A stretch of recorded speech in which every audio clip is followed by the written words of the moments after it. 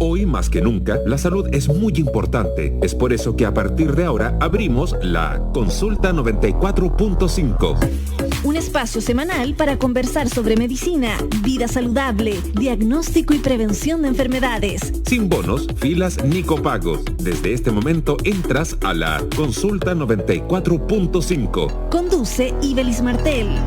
Un programa de Santiago TV y USACH 94.5. La radio de un mundo que cambia y se sana.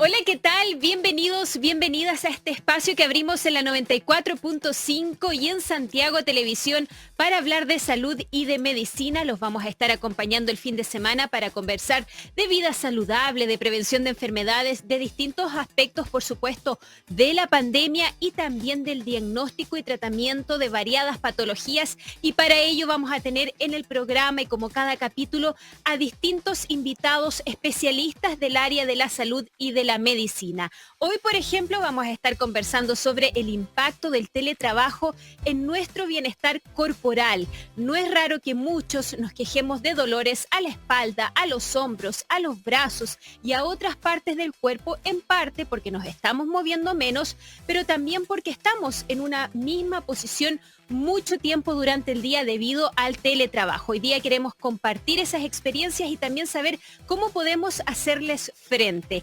Hoy además vamos a estar hablando de salud en los hombres y específicamente sobre cuándo deben ir al urólogo. ¿Por qué es importante que los hombres visiten a este tipo de especialistas de la misma forma en que, por ejemplo, las mujeres visitamos al ginecólogo o a la ginecóloga? ¿A qué edad es clave que los hombres se hagan chequeos para la detección precoz de ciertas patologías como el cáncer de próstata? Todo ello lo vamos a estar abordando hoy día en el programa. También quiero recordarles que estamos en santiagotelevisión.cl y en radiousach.cl.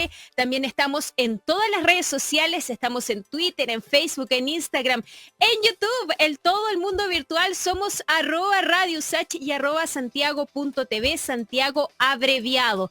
Y también tenemos un WhatsApp, el WhatsApp de Radio USACH, en que ustedes nos pueden dejar sus saludos, sus mensajes, sus preguntas para nuestros especialistas y también proponernos temas que quieren que abordemos en el programa en futuros capítulos. Nuestro WhatsApp es, tomen nota, +569 8881-5017, +569-8881-5017. Y además pueden bajar la aplicación de Radio USACH en su teléfono celular y llevarnos con ustedes a todas, pero todas partes. No importa el teléfono celular que tengan, si es un smartphone pueden bajar la aplicación Radio USACH.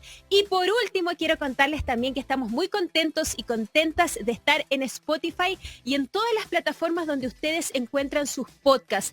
Ahí nos pueden entonces ubicar como Consulta 94.5, que es este espacio que abrimos cada fin de semana en Radio USACH y en Santiago Televisión.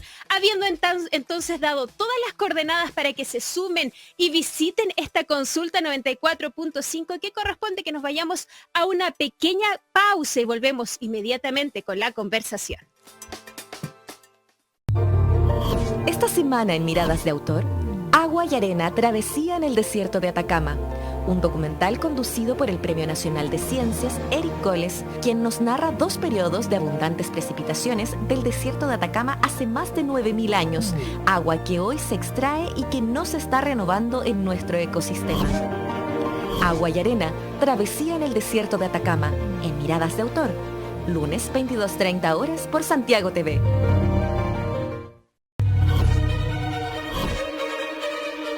Hoy en Mysteries of the Giants conoceremos las estrategias de sobrevivencia de cachalotes y tiburones con más de 400 millones de años de evolución.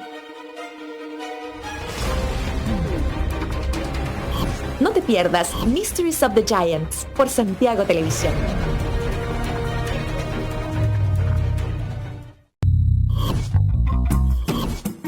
No le tememos a la opinión que incomoda ni al análisis crítico de la realidad.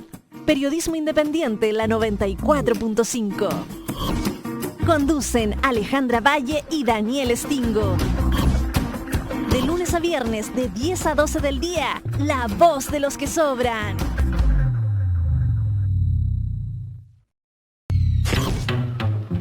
Esta semana, en Mentes Brillantes, conoceremos a Andrés Weintraub, Premio Nacional de Ciencias Aplicadas 2000. Si no bien apasionados en el amor, en el trabajo, en otras cosas que hagan, y yo encuentro que la vida es plana, es fome. Mentes Brillantes por Santiago Televisión.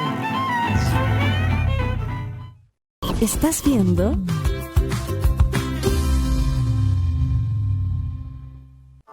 En la consulta 94.5 escuchamos la voz especializada de la Facultad de Ciencias Médicas de la USACH.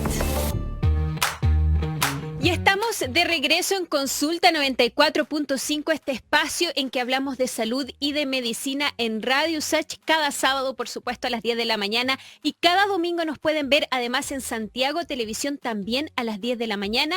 Y si no, nos pueden escuchar en todas las plataformas donde ustedes consiguen su podcast. Por ejemplo, en Spotify, ahí nos encuentran precisamente con el nombre de este espacio, Consulta 94.5. Y queremos seguir hablando de temas de salud, de medicina, porque hay uno en particular que nos está afectando a muchos, que son las contracturas musculares, los dolores de espalda, de cuello y extremidades, que son algunos de los malestares que ha traído el teletrabajo. Pasar largas jornadas, por ejemplo, frente al computador, en una misma posición o realizando un mismo tipo de movimiento por largos periodos de tiempo, tiene un impacto en nuestro cuerpo. Y hoy queremos hablar sobre este tipo de dolencias y cómo evitarlas o cómo disminuirlas al menos, y para eso abrimos nuestra consulta 94.5 para conversar con Cristian Cofré, académico e investigador de la Escuela de Ciencias de la Actividad Física, el Deporte y la Salud, ESIADES USACH. ¿Cómo está,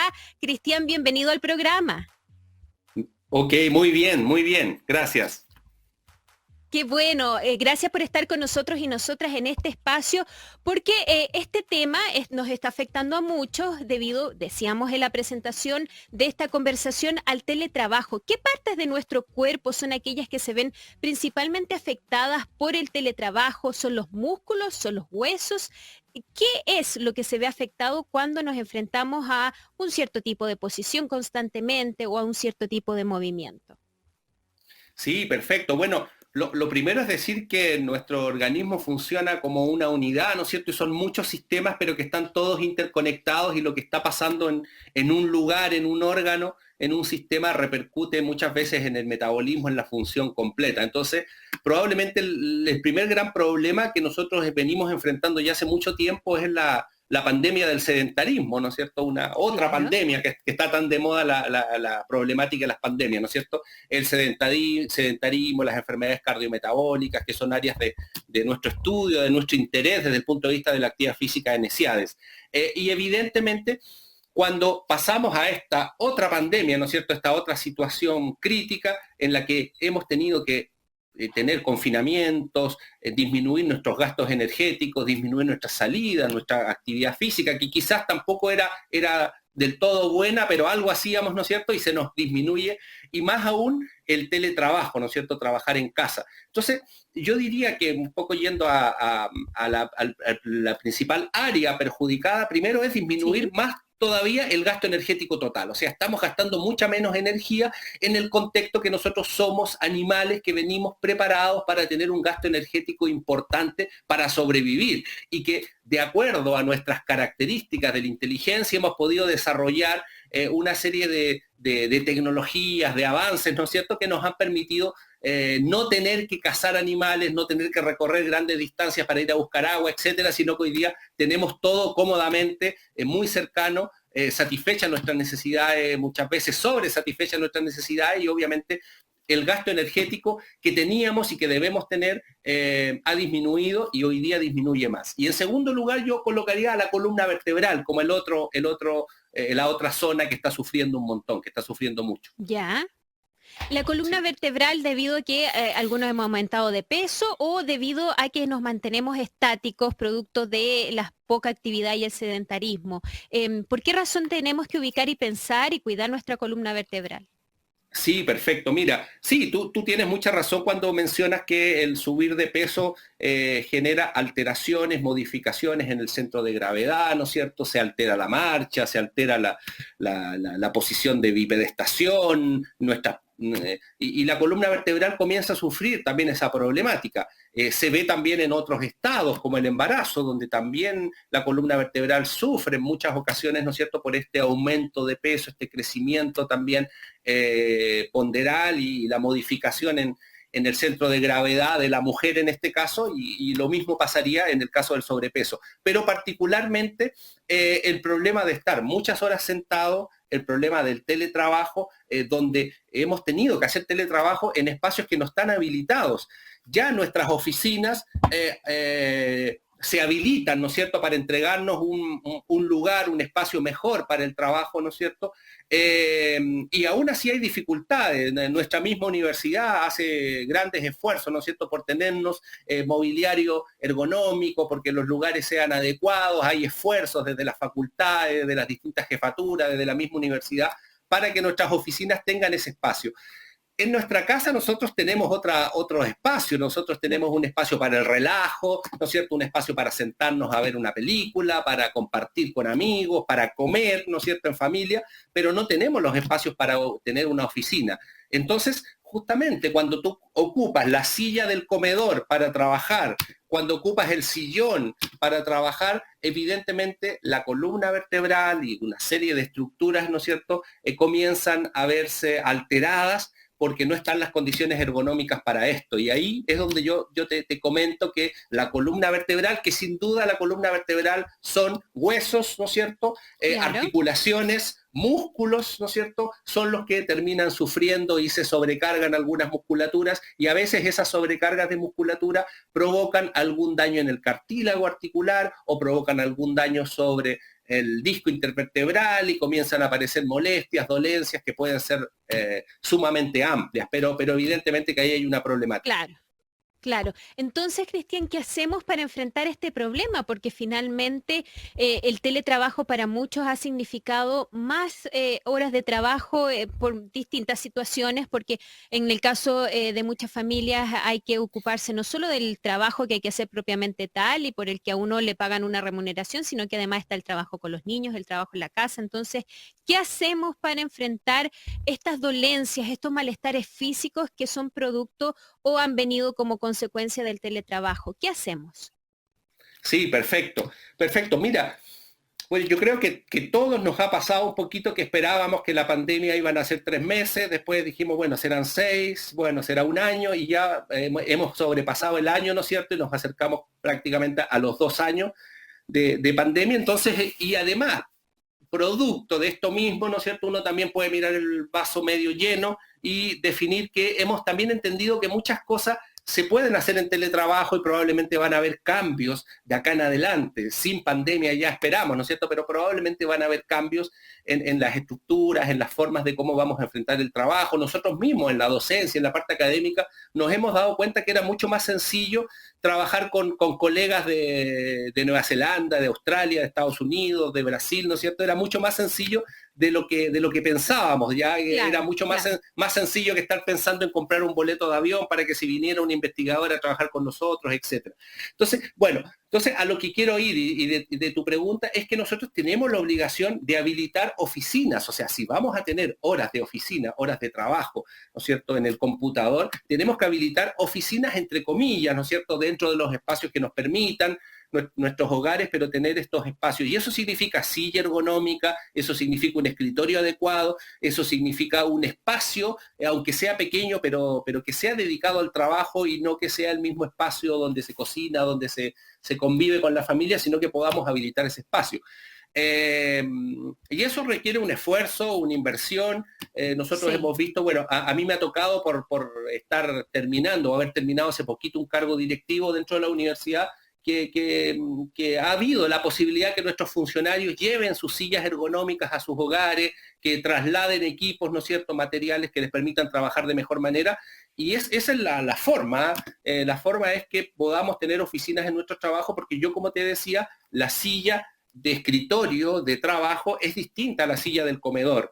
La silla ergonómica de trabajo es distinta al sillón, que puede ser muy cómodo para ver un partido de fútbol o para compartir con amigos, ¿no es cierto?, el fin de semana, pero no es el lugar para trabajar ese sillón, ¿no es cierto?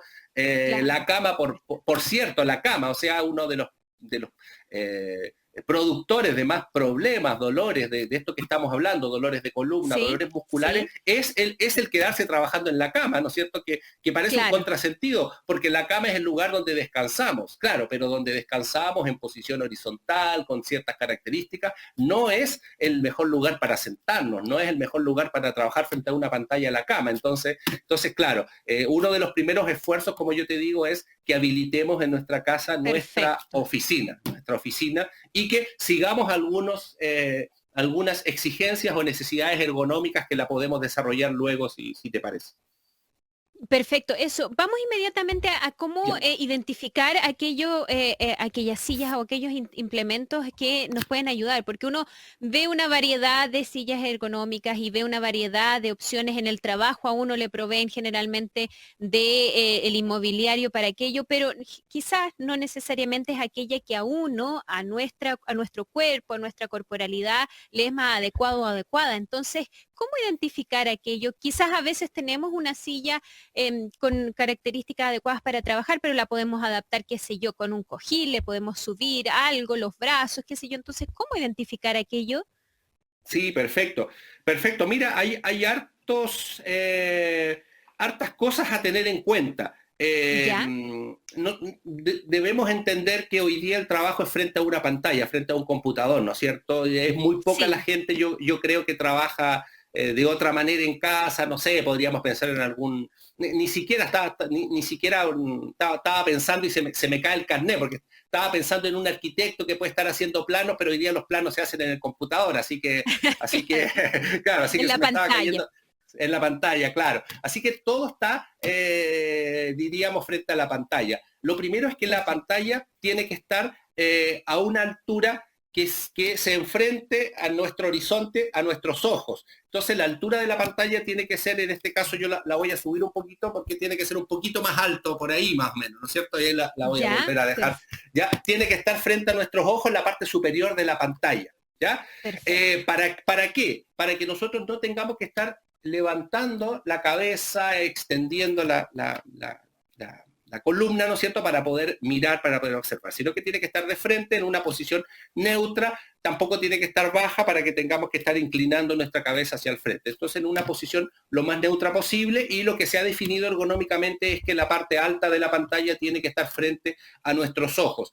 Tiene que tener una distancia entre mi rostro y la pantalla de aproximadamente 60 centímetros, pero recordemos que estas cosas son muy relativas. Porque alguien Ya, puede decir, oye, yo escuché al profesor de Lesiades que dijo que 60 centímetros en la pantalla, lo medí, pero yo no me siento del todo cómodo o cómoda, ¿no es cierto? Claro, es que a lo mejor tú eres muy alto, tú eres muy bajo, entonces esos 60 centímetros es una referencia para el sujeto de estatura media, ¿no es cierto? A lo mejor tú necesitas un poquito antes, un poquito después, ¿no es cierto? Pero aproximadamente a unos 60 centímetros. Hoy día, si tú te has fijado, hay muchas opciones de elevadores de los notebooks, que muchas veces trabajamos con notebooks. sí, Eh, Eso es lo mejor, porque el notebook puesto en una mesa, ¿ya?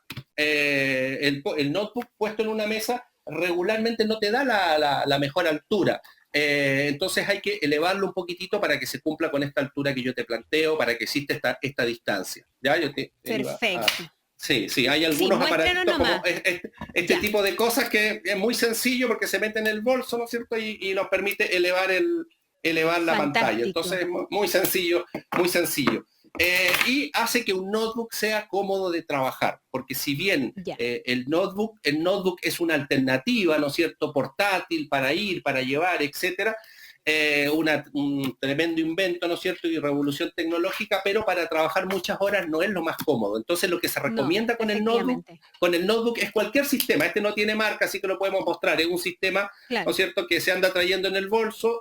Ahí sí, ¿ya? Se Sí, y para, despliega para y te quienes, eleva. sí, para quienes Y no nos están viendo en la televisión, pero nos están escuchando en la radio, estamos mostrando un dispositivo que ustedes lo pueden adquirir en cualquier parte donde venden aplicaciones o venden artefactos para computadores, para notebook. Es un dispositivo que básicamente lo que hace es elevar entonces el notebook y acomodarlo en el escritorio, de modo que funciona más como una pantalla. Es decir, hay que sumarle aquello un teclado, ¿no, Cristian? perfecto, Y perfecto. un mouse.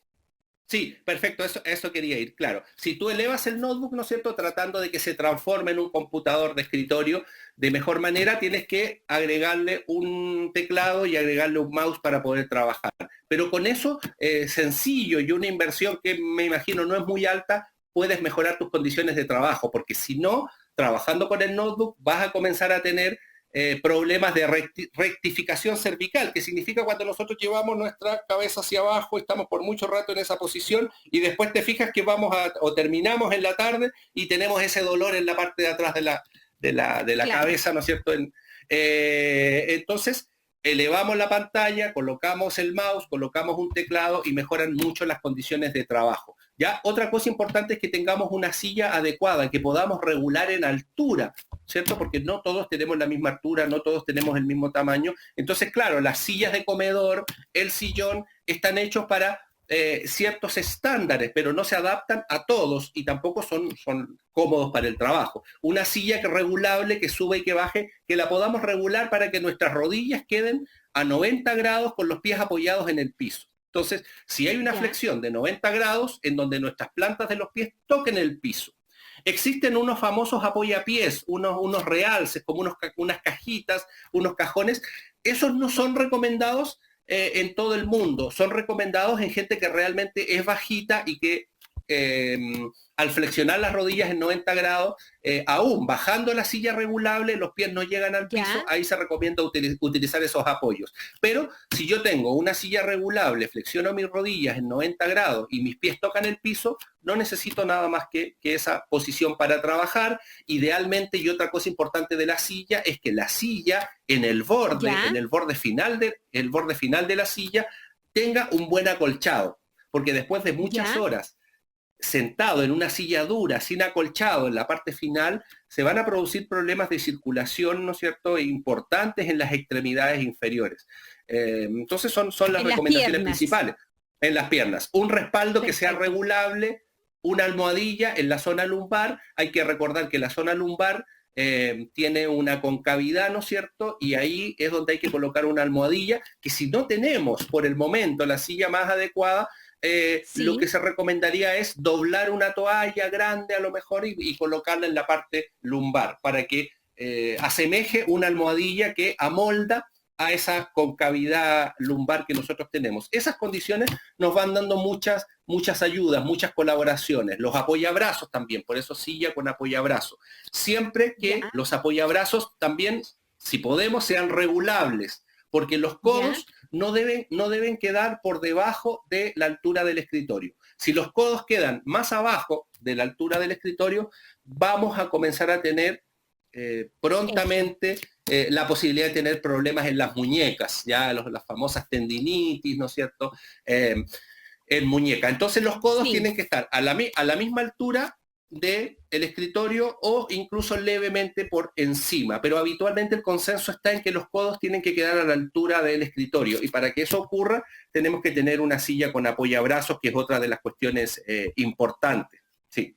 Perfecto, entonces silla con apoyabrazo y si tenemos una silla, si por lo pronto no podemos adquirir una silla con todas las adaptaciones y con todos los elementos adecuados para poder soportar nuestro cuerpo, es aconsejable entonces, además de la toallita ahí en la parte baja de la espalda, también si la silla es dura, poner un cojín o poner algunas otras adaptaciones para que eso quede cómodo. ¿Es aconsejable?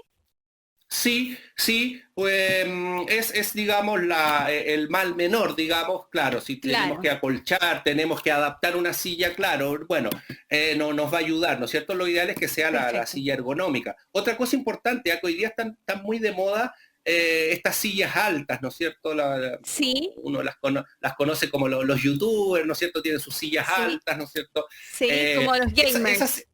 Los gamers, sí. Esas sillas, el problema que tienen es que no permiten ajustar tu posición, porque te fijan demasiado. Entonces, uno necesita una silla que tenga una altura para trabajar que no supere la altura de los hombros. ¿Por qué? Porque si la silla es muy alta, me va a impedir el ajuste, la posibilidad de mejorar mi posición, de ir cambiando de posturas cada cierto tiempo. Me va a fijar demasiado Perfecto. tiempo en una misma posición. Entonces, tú te has fijado que en las oficinas regularmente no se usa esa silla tan alta. Y sí, Exacto. seguramente le da un soporte y tendrá su estudio, que no lo conozco, pero tendrá su estudio para los gamers, ¿no es cierto? Para que Para los a lo gamers, mejor estén claro. mucho más estable y puedan manipular mejor los controles, Claro. etcétera. Pero en el trabajo no se Sí. recomienda esa silla, o curiosamente, y tú lo vas a ver que en las oficinas no hay ese tipo de No están, sillas, claro, ¿ya? Claro, efectivamente. para que también tengan cuidado. Entonces, a lo mejor, claro, el joven, ¿no es cierto?, que tiene esa silla, Sí. también sería bueno que tuviese su silla de escritorio y la usará para Fantástico. jugar, para los juegos en línea, pero cuando tiene que trabajar, ocupa su silla Su ergonómica silla de normal. trabajo. Exacto. Sí, Ahora, sí. Cristian, nos queda muy poquito tiempo y nos llegan Sí, algunas preguntas. Natalia de Ñuñoa dice que algunas veces sigue tutoriales de YouTube con ejercicios de 5 minutos después de estar sentado en el escritorio por un largo periodo y que eso le ayuda bastante a hacer estos estiramientos de 5 minutos por aquí y por allá durante el día. ¿Son suficientes o son adecuados? ¿Cada cuánto dice hay que hacer uno detenerse, hacer estas pausas y estirarse y moverse? ¿Cuál es la recomendación? perfecto.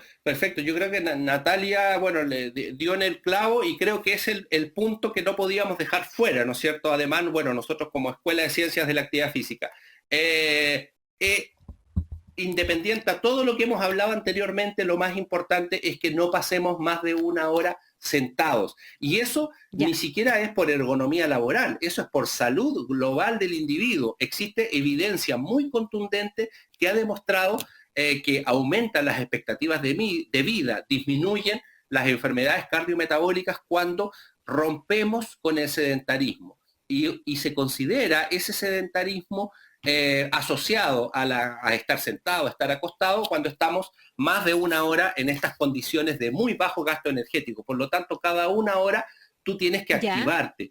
Tú tienes que activarte no solamente por la columna, por los músculos, sino también por el metabolismo. Y eso significa que yo cada una hora voy a dedicar 10, 15 minutos a hacer ejercicios que me activen, a subir unas ya, escaleras. Si no puedo moverme muy lejos, puedo subir y bajar un escalón, puedo bailar un rato si me gusta bailar, ¿no es cierto?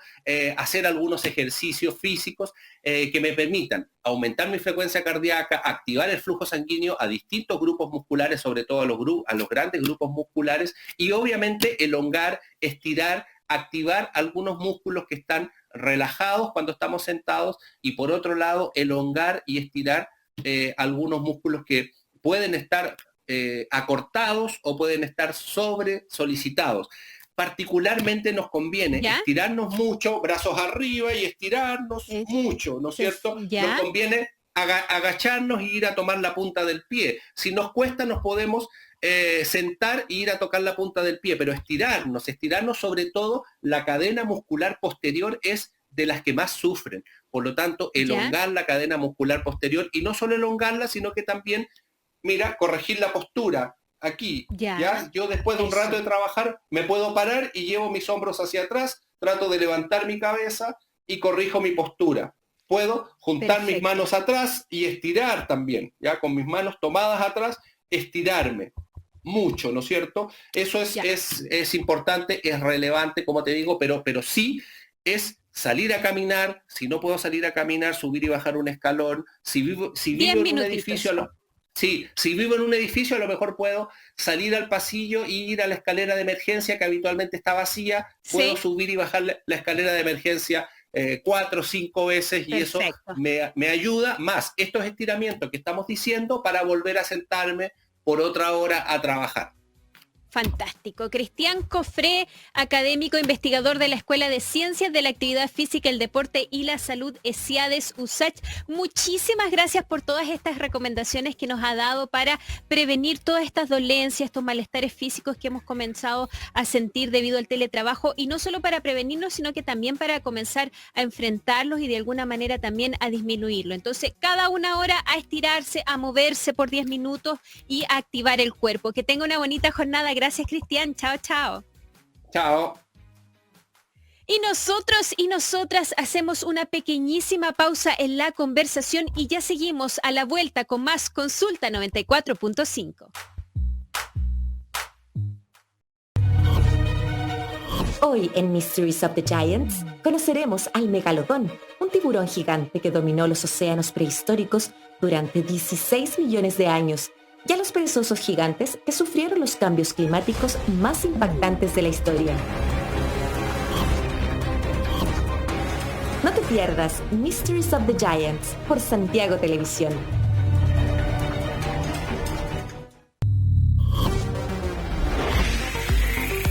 ¿Cuáles son las consecuencias éticas de la inteligencia artificial? ¿Y podemos construir máquinas con inteligencia social? Kate Devlin y Gabriel Scanse en Charlas del Futuro, lunes 18:30 horas por Santiago TV. Un camaleón y un niño del sur. ¿Qué tienen en común? Que estás en Kim Cantún. A los vertebrados los podrían haber hecho con unas patas más. Debemos saludar y ser educados. No te pierdas la serie Camaleón y las Naturales Ciencias y Pichintún por nuestro canal. Todos los fines de semana desde las 8 horas por Santiago TV.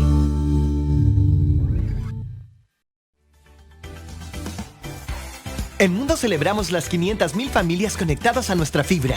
Y como este logro es gracias a ti, lo festejamos como más nos gusta, dándote más. Es por ello que aumentamos tus megas de forma automática, completamente gratis. Si tenías 300 megas de fibra hogar, ahora tienes 500 megas. Y si tenías 600 megas, ahora disfrutas de 800 megas. Así premiamos tu compromiso. Gracias por ser parte de nuestras 500.000 familias. Y sigue disfrutando de la mejor tecnología al alcance de todos. Mundo. ¿Estás viendo?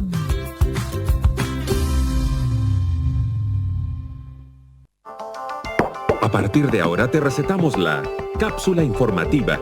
Información relevante para la Consulta 94.5. Ya estamos de regreso en Consulta 94.5. Les recordamos, como siempre, que estamos en todas las redes sociales. Estamos en Twitter, en Facebook, en Instagram, en YouTube. En todo el mundo virtual nos encuentran como @radiosach y @santiago.tv. En particular, Santiago abreviado. Y les digo en particular porque ahí en el canal de YouTube de Santiago Televisión, santiago.tv, van a encontrar todos los programas, todos los capítulos de Consulta 94.5 ahí, subidos a esa plataforma, para que ustedes los puedan revisar en caso de que se perdieron alguno de nuestros capítulos. Ahí están disponibles, además, para que los compartan con sus familiares, sus amigos, si es que hay un tema en particular que a ustedes les interese. Y por supuesto, además, se pueden suscribir a nuestro canal de YouTube santiago.tv. Y además, si se perdieron algún capítulo y no nos quieren ver, pero nos quieren escuchar, simplemente tienen que buscarnos en Spotify o cualquiera sea las plataformas que ustedes utilizan para consumir sus podcasts. En Spotify y en todas esas plataformas nos encuentran como Consulta 94.5 y ahí también van a encontrar todos los capítulos de este programa, de este espacio que hacemos en que abordamos temas de salud y de medicina. Y queremos seguir compartiendo, por supuesto, distintos aspectos de estos ámbitos de la salud y de la medicina, porque el consumo de alimentos que han sido cocinados, fritos o horneados a altas temperaturas no solo implican un riesgo para la salud porque aumentan la grasa y el peso corporal, que es algo que ya todos sabemos, sino que también porque hay sustancias tóxicas que se generan al ser preparados a estas altas temperaturas. Uno de estos compuestos químicos es la acrilamida. Un estudio realizado en Chile, en la región metropolitana, midió la exposición a este tóxico a través de la dieta. ¿De qué se trata? Iván Rimaza nos cuenta más. La acrilamida es una sustancia tóxica que se genera cuando algunos alimentos, como las papas, se fríen o cocinan a temperaturas por sobre los 120 grados centígrados. También forma parte del humo del tabaco. Una encuesta de consumo de alimentos en la región metropolitana, realizada por el Departamento de Ingeniería Química y Bioprocesos de la Universidad Católica, reveló que las papas fritas y el pan contribuyen al 77% de la exposición a la acrilamida a través de la dieta. Franco Pedrecci, académico de Ingeniería Universidad Católica y uno de los autores del estudio, describió cuál es el grupo etario más expuesto a este tóxico. El grupo poblacional que presentó mayores niveles consumo de acrilamida fueron jóvenes entre 12 y 17 años, y esto está ligado a la dieta y ritmo de vida que ellos llevan, caracterizándose por tener un alto consumo en papas fritas y productos amiláceos tales como el pan. Estudios en animales han vinculado el consumo de acrilamida a un mayor riesgo de cáncer. Esto aún debe ser probado en humanos, aunque investigadores sospechan que la acrilamida sí es un cancerígeno humano. Pedrecci enumeró algunos alimentos con alto contenido de esta sustancia. Entre estos alimentos están las papas fritas, tenemos los productos horneados, principalmente el pan, tenemos galletas, pasteles, productos como cereales de desayuno que son extruidos y productos como el café. De ahí que la recomendación de los expertos nuevamente sea tener una dieta variada y basada en productos naturales. Entre las recomendaciones para disminuir los niveles de acrilamida ingeridos están tener una dieta más variada, no solo comer productos fritos y horneados altos en carbohidratos, sino que también bastantes frutas para proporcionar fibra, antioxidantes y verduras también. Quienes investigan el impacto de la acrilamida en la salud humana llaman a establecer regulaciones que limiten la presencia de esta sustancia en productos de consumo masivo como las papas fritas, las galletas, el pan, los cereales para el desayuno, las aceitunas negras en lata, el jugo de ciruela y el café, entre otros alimentos. Y estamos de regreso en Consulta 94.5, este espacio que abrimos en Radio Usach y en Santiago Televisión para hablar de medicina, de salud y de bienestar. Y hoy queremos además hablar sobre la urología, que es una especialidad médico-quirúrgica que trata las enfermedades del aparato urinario tanto en hombres como en mujeres. Además, se ocupa de los aspectos relacionados con el sistema genital y reproductor masculino. Sin ir más lejos, el primer chequeo urológico lo efectúa el pediatra cuando los niños nacen para comprobar que el aparato urinario funcione con normalidad y que, por ejemplo, los testículos se encuentren dentro del escroto. La visita al urólogo es fundamental, en particular desde los 45 años, porque es la única forma de diagnosticar precozmente un cáncer de próstata. ¿Cuándo los hombres deben visitar al urólogo? Se lo preguntamos al doctor Nelson Núñez, urólogo de Clínica Indisa. Además, es profesor asistente de la Universidad de Chile en las cátedras de Urología y Anatomía Normal. Además, es médico jefe de Urología de la Mutual de Seguridad y médico subespecialista en trauma urológico, vejiga neurogénica y medicina regenerativa y reconstructiva. ¿Cómo está, doctor? Bienvenido al programa. Gracias por estar con nosotros. Muchas gracias a ustedes. Encantado de estar en esta sesión en la cual quiero despejar las dudas que se presenten. Exactamente, porque hay muchas dudas en torno a este tema. ¿Les cuesta a los hombres ir al urólogo, doctor? ¿Y por qué es importante que lo hagan?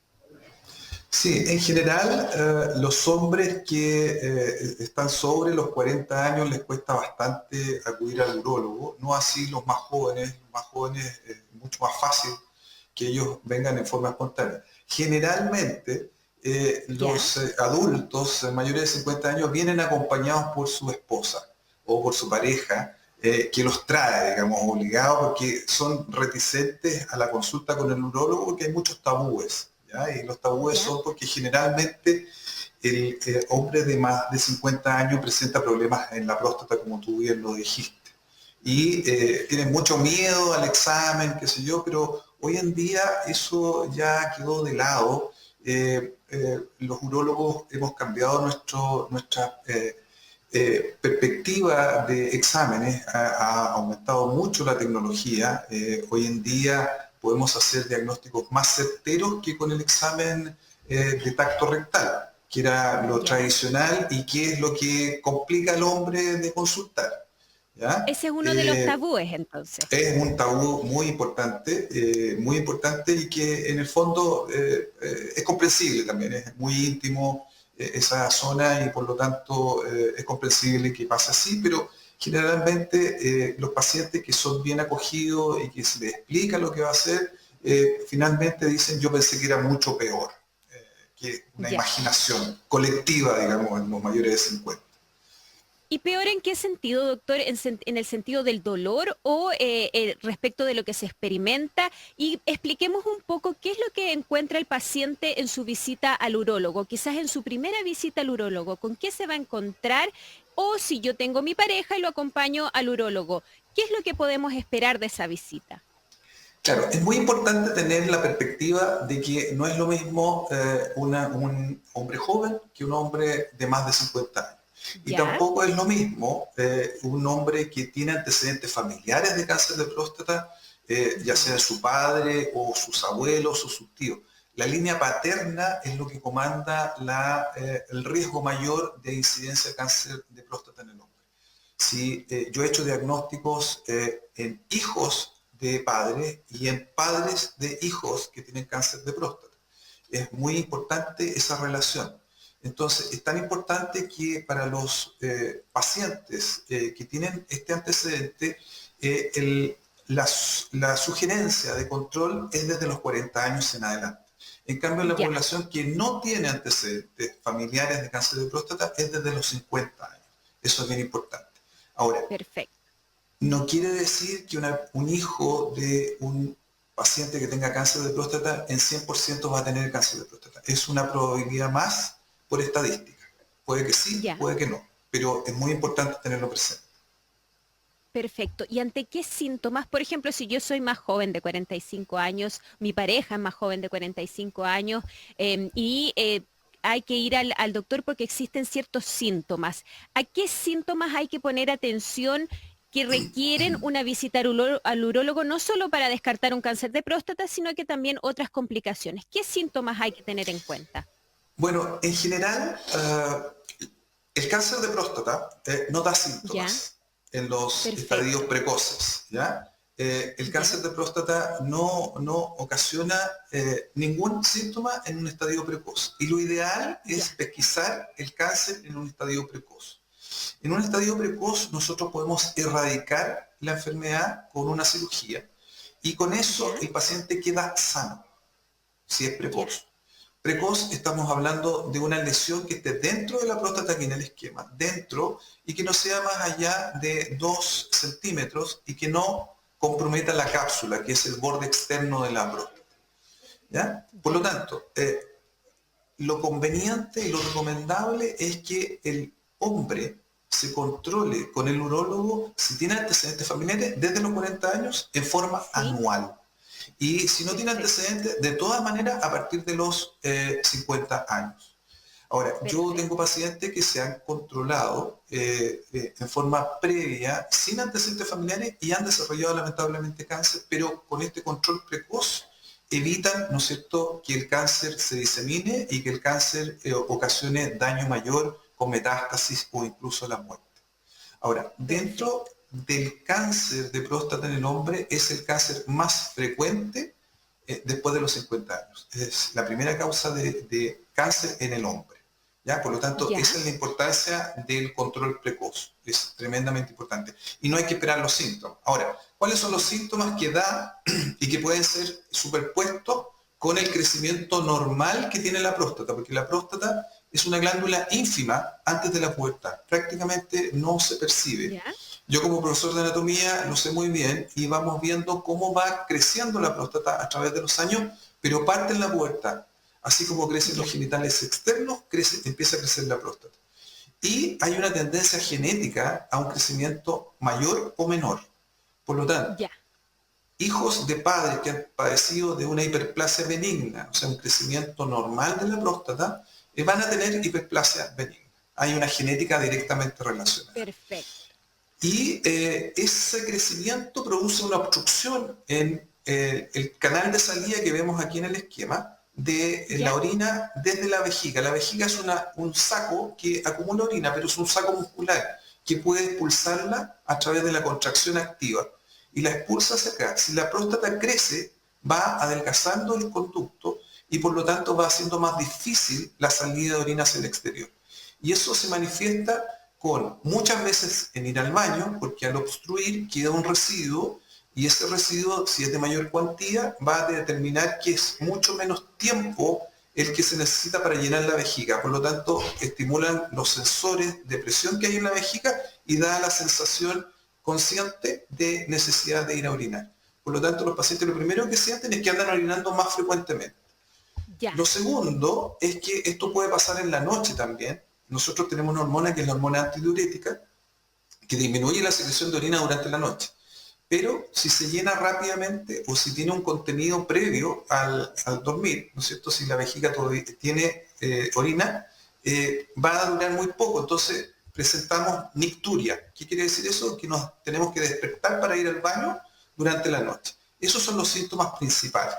Ya síntomas más precisos son goteo terminal, sensación de que orina y que no pudo orinar, pero lo más frecuente son esos síntomas. Perfecto. Mire, justamente doctor Miguel de Estación Central nos pregunta y nos dice, me levanto varias veces en la noche para orinar. ¿Eso tiene que ver con el consumo de líquido que tengo durante el día o es síntoma de algún problema? ¿Puede ser síntoma de lo que usted nos habla? ¿Cómo se trata esto? Y en este caso sería bueno que él acudiera al urólogo. Sí, de todas maneras. Ahora, no solamente por problema de la próstata se puede orinar de noche. También hay otra enfermedad que es muy importante, que es la diabetes, que aumenta la diuresis y lo que denominamos poliuria. Y esto se debe al escape de glucosa desde el riñón, que normalmente se reabsorbe desde los túbulos, y esta glucosa atrae más agua y por lo tanto aumenta el volumen de diuresis. Y esto se ve fundamentalmente durante todo el día y durante la noche. Entonces el paciente va a tener varias veces que orina, que se denomina poliuria, y además nicturia. Pero, por lo tanto, si el paciente tiene estos síntomas, tiene que ir al médico. No necesariamente directamente al especialista urólogo, porque hay que descartar otras patologías, pero tiene que ir al médico. Les cuento a quienes nos escuchan a través de Radio USACH que además pueden ver este programa en Santiago Televisión cada domingo a las 10 de la mañana por si se han perdido las imágenes que hemos estado mostrando y explicando de toda la anatomía de esta área de los varones y nos pueden ver todas las imágenes y las explicaciones que están viendo que está dando el doctor también en YouTube, en nuestro canal de YouTube santiago.tv. Jesús nos envía salud y dice que además escucha el programa en Spotify. Pregunta, los cálculos renales, ¿cómo se pueden evitar? Su papá sufre de ello y sabe que es tremendamente doloroso. ¿Eso también requiere una visita al urólogo? Absolutamente. Bueno, de hecho yo soy urólogo porque durante mi carrera de medicina, en tercer año, tuve cólicos renales. Y por lo tanto yo lo hago con mucha pasión y entrega, digamos, cuando mis pacientes saben que cuando vienen con cólicos yo me preocupo especialmente porque sé el dolor que produce un cólico renal. Ahora, con respecto a los cálculos renales, que son el origen del cólico renal, hay distintos tipos de cálculos renales, no son todos iguales. La composición tiene que ver con la génesis de los cálculos.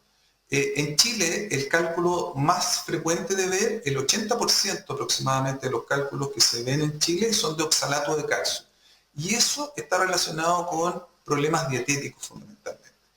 Mucho consumo de leche o sus derivados, hay gente que come mucho queso, toma leche, come yogur, qué sé yo, y eso hace que escape calcio con la orina y se precipita con el oxalato. El oxalato también está en algunos alimentos, los vegetales verdes, el té, los tomates tienen mucho oxalato. Mi cálculo fue de oxalato de calcio y es más frecuente. Yo soy una persona común, digamos. ¿Ya? Lo más frecuente. Pero también hay otras enfermedades como la gota. La gota se produce por aumento del ácido úrico, ¿ya? Y es una enfermedad metabólica. Y esos cálculos de ácido úrico son los únicos que se pueden tratar mediante medicamentos y se pueden disolver. Por lo tanto, conocer la composición del cálculo es tremendamente importante para el tratamiento. Los cálculos de oxalato de calcio, que son los más frecuentes, hay unas sales que son sales de inhibidores que se pueden recetar por receta magistral. No hay un medicamento para ello, que puede inhibir la agregación del oxalato con el calcio y permite evitar la formación de cálculo. Entonces la respuesta para Jesús es esa, digamos. Hay que saber la composición y dependiendo de la composición el tratamiento. En el caso de los cálculos de ácido úrico, se da un bloqueador de la formación de exceso de ácido úrico. Y en el caso de los cálculos de oxalato de calcio, que son los más frecuentes, se dan unas sales en la dieta y medidas dietéticas, por supuesto, bajar la ingesta de exceso de lácteos, disminuir el consumo de tomates, vegetales verdes que tienen mucho oxalato. El té, por ejemplo, también tiene mucho oxalato. Son medidas dietéticas. Ya, entonces hay que cuidar la dieta. Si esto aparece, este problema se trata, ¿puede volver a aparecer nuevamente? Efectivamente, si no se toman las medidas correctivas, si el especialista que ve al paciente no le dice lo que tiene que hacer, y una cosa que es transversal a todos los tipos de cálculos, es aumentar la ingesta de agua. Si nosotros aumentamos la ingesta de agua, el soluto que está disuelto, el calcio, el ácido úrico, el oxalato, tiene menos posibilidad de encontrarse con otra molécula y unirse. Entonces, salen por la orina no agregados, por lo tanto no cristalizan. Eso es tremendamente importante. Estamos conversando con el doctor Nelson Núñez, urólogo de Clínica Endisa, además es profesor asistente de la Universidad de Chile en las cátedras de Urología y Anatomía Normal. Usted nos decía, doctor, que no solo los hombres van al urólogo, sino que también las mujeres. ¿Qué nos puede llevar a nosotras las mujeres a tener que asistir al urólogo? Bueno, la mujer tiene riñón, tiene uréter, tiene vejiga y por lo tanto todos esos órganos pueden producir patología. Los riñones pueden producir cálculos, se pueden producir tumores en el riñón, por lo tanto la mujer, si tiene lamentablemente un tumor de riñón, tiene que acudir al urólogo para el tratamiento, los cálculos igual. Pero lo más frecuente que tiene la mujer joven es la infección urinaria, ¿ya? Y hay un tipo de afección de la vejiga que es la cistitis crónica, que asemeja a una infección urinaria, pero tiene otras causas, generalmente inmunológicas. Generalmente los hombres padecemos de úlcera gástrica, de colon irritable, qué sé yo, pero la mujer no sabemos por qué, generalmente tiene cistitis a repetición. Y cistitis que puede ser por infección o secundariamente infectadas o que son absolutamente autoinmunes, ¿ya? Por estrés. A mí me ha tocado tratar, yo trabajo en medicina regenerativa, y me ha tocado tratar muchas mujeres, sobre todo del área de la salud, enfermeras que están muy estresadas y que han llegado con cistitis hemorrágicas. Cistitis hemorrágicas que se manifiesta por mucho dolor al orinar, muchas ganas de orinar frecuentemente y que sangra. La orina parece sangre. Ahora, es importante que se sepa que una gota de sangre puede manchar 1 litro de orina. Entonces, uno se ve muy alarmado cuando ve sangre en la orina, pero puede ser muy leve el sangramiento, pero se dispersa en la orina, tiene una característica especial en la orina, que es no es lo mismo que poner una gota de sangre en 1 litro de agua. No tiene el mismo efecto. En la orina se ve mucho más imponente, ¿no es cierto?, la presencia de sangre. Lo cual es bueno porque nos alarma y nos lleva a consultar. Perfecto. Ahora, ustedes, los urólogos, entonces ven una serie de patologías tanto en hombres como en mujeres y en el caso de los hombres, además tienen que ver con dificultades sexuales como la eyaculación precoz o la eyaculación retrógrada. ¿Cuál es la diferencia entre estas patologías y cuándo deben ir los hombres a consultar también a un especialista? Bueno, la eyaculación precoz es bastante frecuente y se debe a múltiples causas. Pueden ser causas orgánicas o pueden ser causas psicológicas. Cuando un hombre es muy inseguro o que su pareja lo inseguriza o él se siente inseguro frente a una pareja por distintos motivos, no vamos a entrar en eso porque es muy amplio, claro. Puede ocasionar que él tenga miedo a la falla. Y cuando un hombre está en una actividad sexual con miedo a la falla, falla. Eso es una regla, ¿ya? Por lo tanto, la seguridad es tremendamente importante. Ahora, hay otras causas orgánicas. Por ejemplo, tener una hipersensibilidad. La hipersensibilidad puede estar dada por irritación. Esa irritación puede estar dada por mal aseo, por ejemplo. O en los niños, tener un prepucio muy estrecho, que es lo que se denomina fimosis, y que va determinando una inflamación crónica. Esa inflamación crónica produce una alteración en la piel y una hipersensibilidad. Y esa hipersensibilidad determina que durante el contacto sexual, si el hombre no es no es paciente, tranquilo y espera que la mujer esté preparada para la actividad sexual, va a terminar con una eyaculación precoz. Perfecto. Entonces, ¿cómo se trata esto? Bueno, requiere una visita al urólogo para asesorarse, pero ¿cómo se trata generalmente esta dificultad? Depende, si la causa es orgánica, el urólogo va a proceder, ¿no es cierto?, a tratar la causa orgánica. Un frenillo corto, por ejemplo, que produce mucha sensibilidad, hay que hacer una plastía y una elongación del frenillo y se acaba el problema. Una fimosis, que es la estrechez del prepucio, hacer la circuncisión y se acaba el problema. Pero si es un problema psicológico, lo primero que tiene que haber es apoyo psicológico y apoyo de la pareja generalmente. Ahora, estos pacientes generalmente se quedan sin parejas por los problemas que tienen, lamentablemente, y hay que apoyarlos. Uno como médico tratante tiene que apoyar a sus pacientes y se hace apoyar por un equipo multidisciplinario, que generalmente es un psicólogo o psicóloga que apoya en ese sentido al paciente. Pero hoy en día contamos con medicamentos muy eficientes para evitar la eyaculación precoz, que son de un tipo, antiguamente se usaban antidepresivos, pero lamentablemente los antidepresivos bajan la libido. Entonces, claro, no había eyaculación precoz, pero el paciente no tenía ganas. Entonces era casi peor el remedio que la enfermedad. Entonces, hoy en día tenemos medicamentos bastante eficientes en el control de la eyaculación precoz, que se llama dapoxetima, y que esto llegó a Chile solamente el año pasado. Es un medicamento nuevo en Chile. En Europa y en Estados Unidos está hace más o menos 8 o 9 años. ¿Es costoso, doctor? Sí, pero cada vez ha ido bajando su valor debido a que hay más laboratorios que lo producen. Fantástico. Así que los pacientes lo pueden comprar sin problema. Entonces hay alternativas de tratamiento para los pacientes que están viviendo esta dificultad y en el fondo no desesperarse y pedir ayuda, ¿no? Usted decía al comienzo de esta entrevista hay muchos tabús en torno a ir al urólogo, entonces pedir ayuda porque en ello puede estar la solución a cualquiera de los problemas que hemos comentado hoy día con el doctor Nelson Núñez, urólogo de la clínica Indisa, profesor asistente de la Universidad de Chile en las cátedras de Urología y Anatomía Normal, además es jefe de Urología de la Mutual de Seguridad y médico subespecialista en trauma urológico, vejiga neurogénica y medicina regenerativa y reconstructiva. Hemos tenido una interesante conversación, doctor. Le queremos agradecer por haberse conectado con Consulta 94.5 y sin duda lo vamos a estar molestando más adelante también para seguir abordando estos temas y de alguna manera también invitar a las personas, a los pacientes a que asistan a este especialista. Que tenga un bonito día. Muchas gracias. Igualmente, y muy agradecido y cordialmente acepto cualquier invitación en el futuro. De todas maneras lo vamos a estar invitando, doctor. Muchas gracias.